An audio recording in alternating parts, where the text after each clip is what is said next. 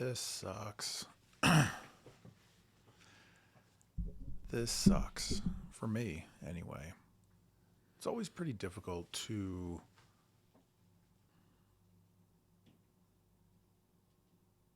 accept that you are bad at something to then have to become good at it.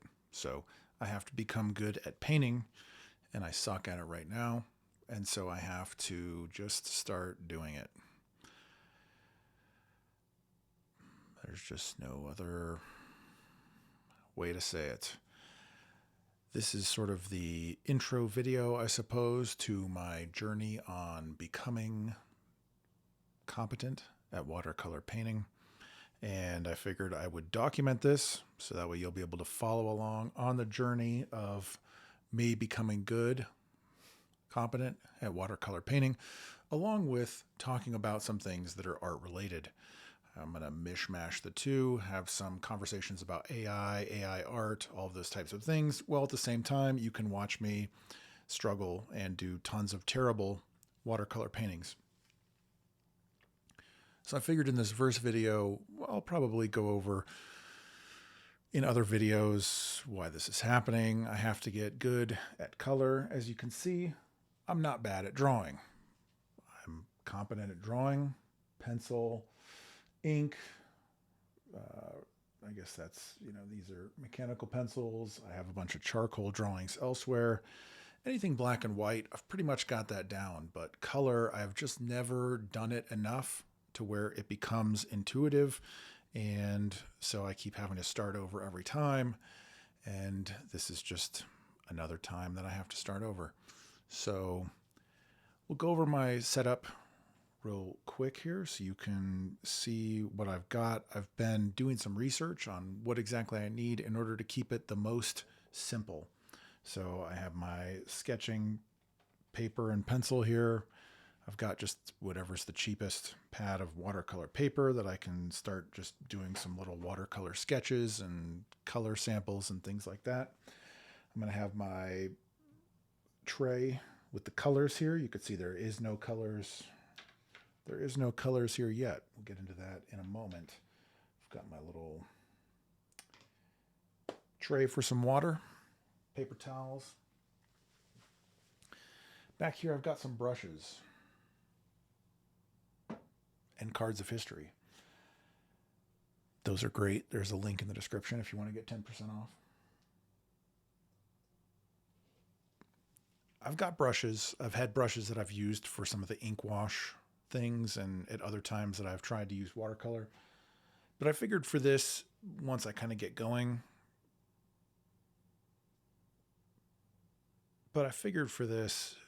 I'll probably, the one thing that I will probably use that is nice is a nice brush. So I got this squirrel hair paintbrush.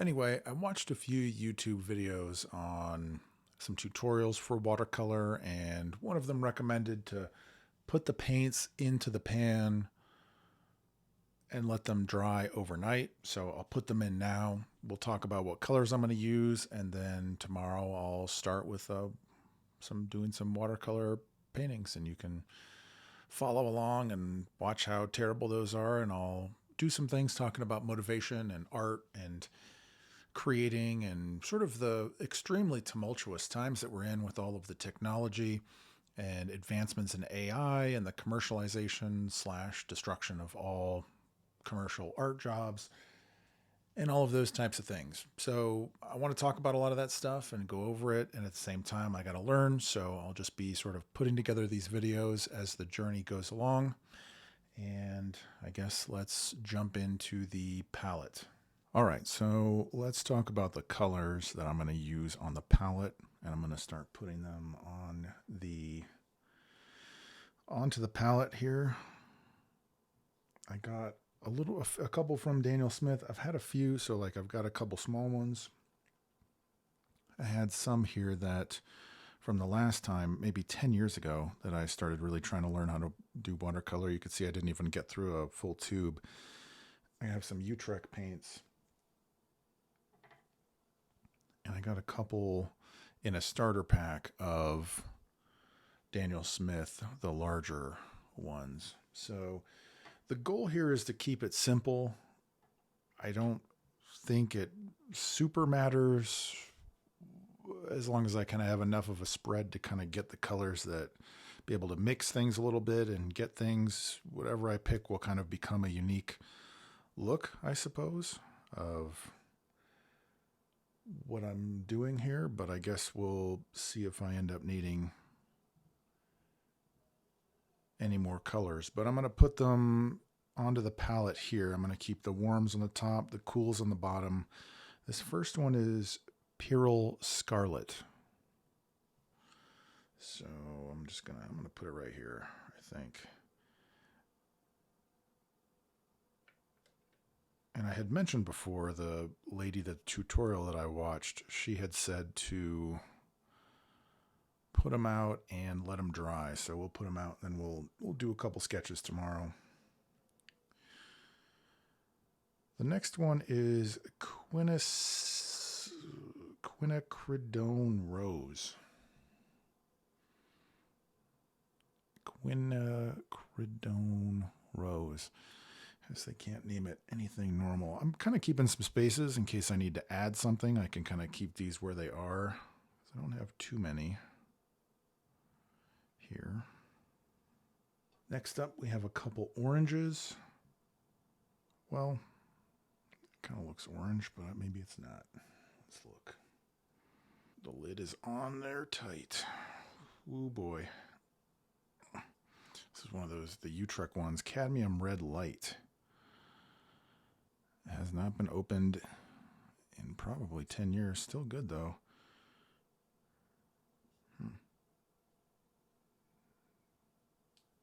Is that an orange or is it a red? Maybe it's a red.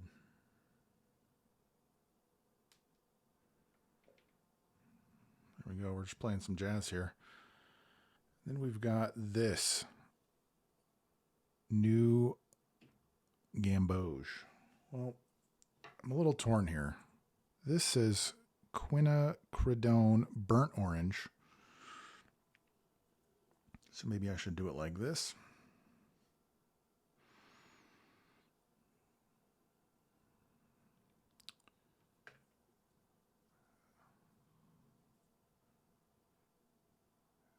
That seems to make sense to me. I don't know. We're just learning here. We're just figuring it out as we go.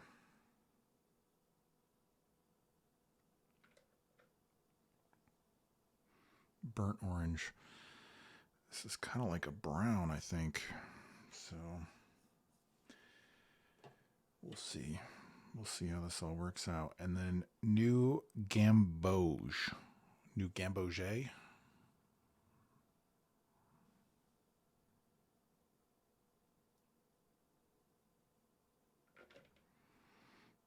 Next up, Hansa Yellow Light. Hansa Yellow Light? Hansa?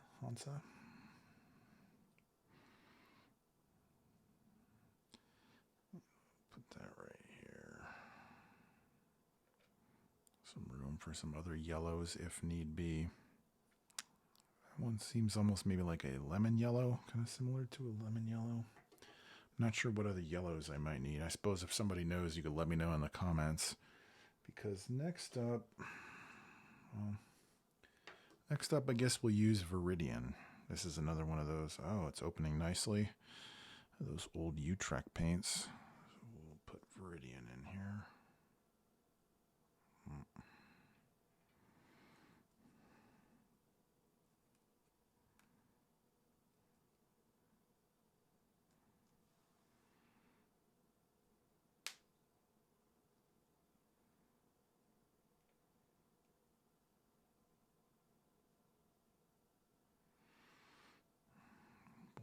I should just squeeze it all out here as much as I can.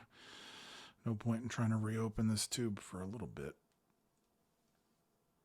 And if I like the Viridian, I'll just get another tube. And if not, then I don't know, I guess we're stuck. Alright, so Viridian. Next up, Undersea Green. This is one of the Daniel Smith ones. Whoa.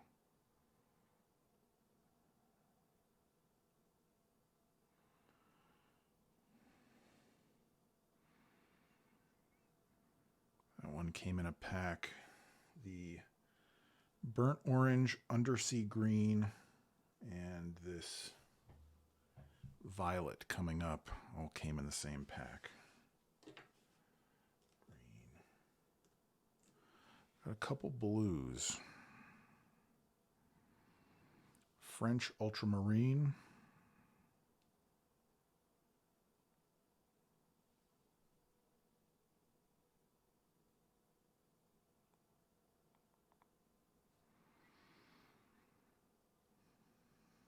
Phthalo or phthalo blue.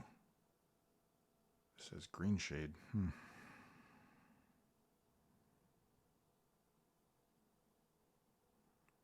Guess maybe I should have put that closer to the green. Good thing I kept the space.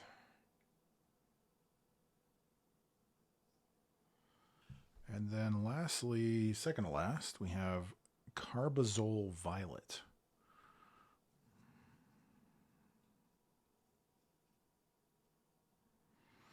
I don't know how much use I'm going to get out of these secondary colors. I guess we'll see.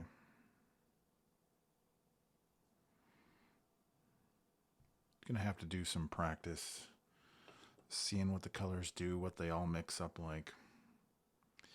And Moon Glow, which I guess is kind of like some kind of violet. The only reason I bought these secondary colors to see if they were any good is because, given my inexperience with colors and painting, it feels like that might be useful. That could be totally wrong, and maybe it makes more sense to actually just mix colors and figure it out, but I don't know. We'll have to experiment a little bit and see. So there you have it. We have, I guess, 3 reds, 2 oranges, or an orange, a yellow, and an orangey brown. I guess depending on how you want to look at it. I guess we'll have to see how this one comes out. 2 greens, 2 blues, and 2 purples. So I'm not sure if this ends up meaning that I'm going to need another different yellow, maybe. I could see how that would be the case, or maybe some other blue. I'll have to see if there's much difference between these 2 reds and which one is preferable. Anyway, not too complicated. 4, 5, 6, 7, 8, 9, 10, 11, 12 colors. That's not too bad.